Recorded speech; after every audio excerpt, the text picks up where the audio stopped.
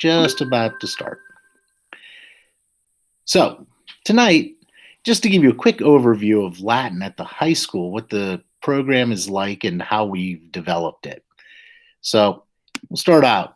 We have this nice little show, talk a little bit about what we do at the high school in Latin. And actually, this really starts at Dorseyville.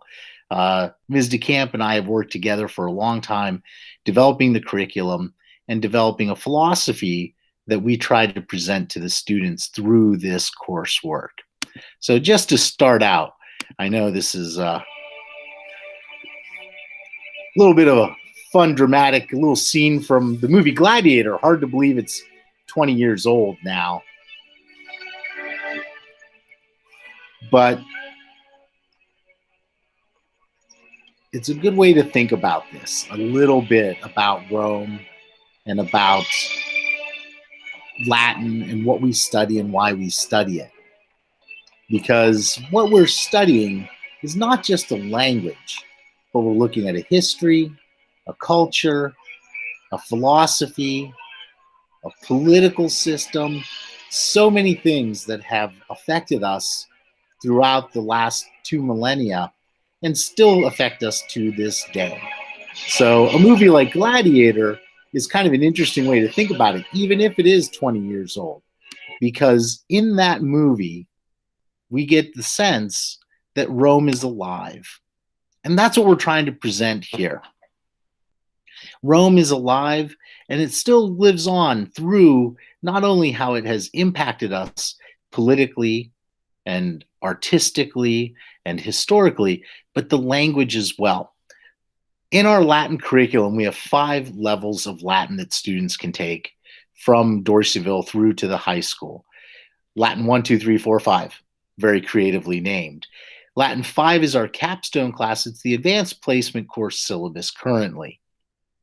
In that course, the students really have to put to work all the skills that they learn in the prior levels.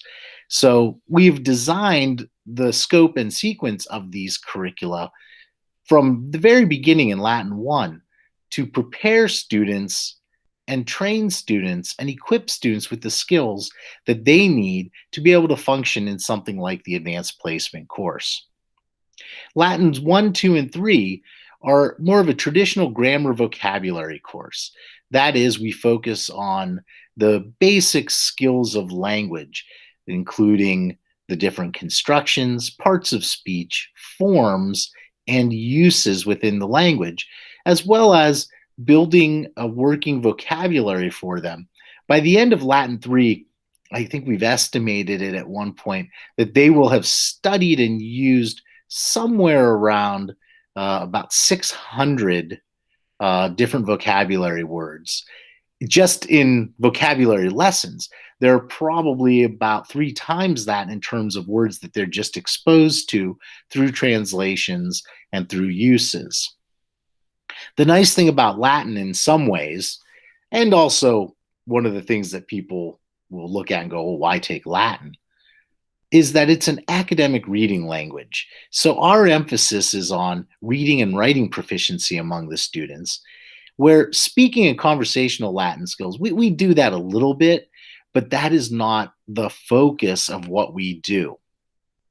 There aren't too many places to go these days to speak Latin in a conversational format, in a functional, useful way. But as a reading language, it is incredibly useful because, as I like to say to the students, it is the nearest thing to a time machine that we have.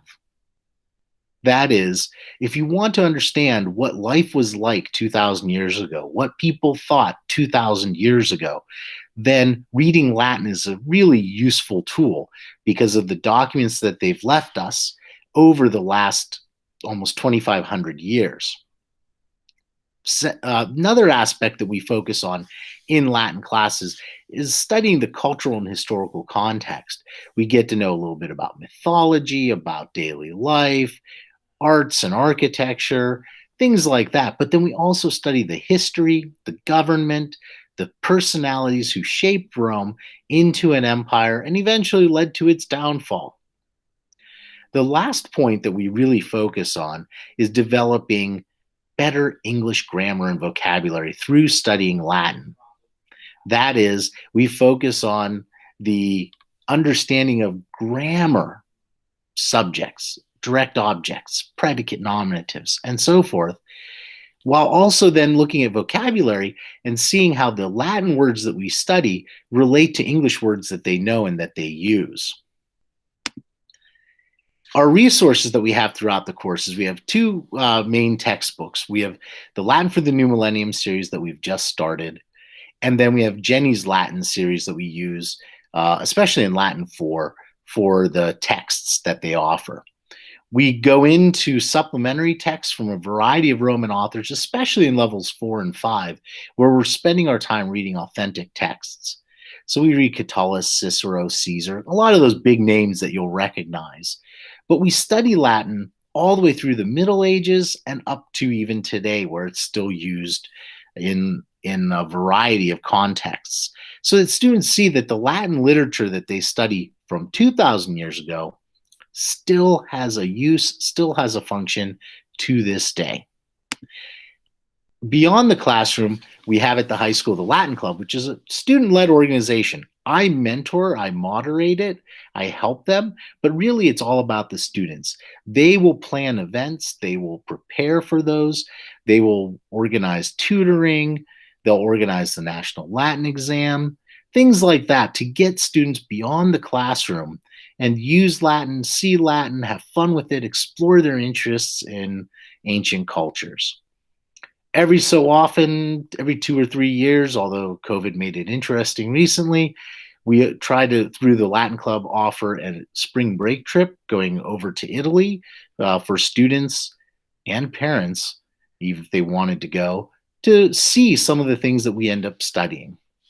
And the idea here is we're striving to enrich their understanding of their world and how the Latin that they study is still useful, relevant, and still has an impact on us to this day.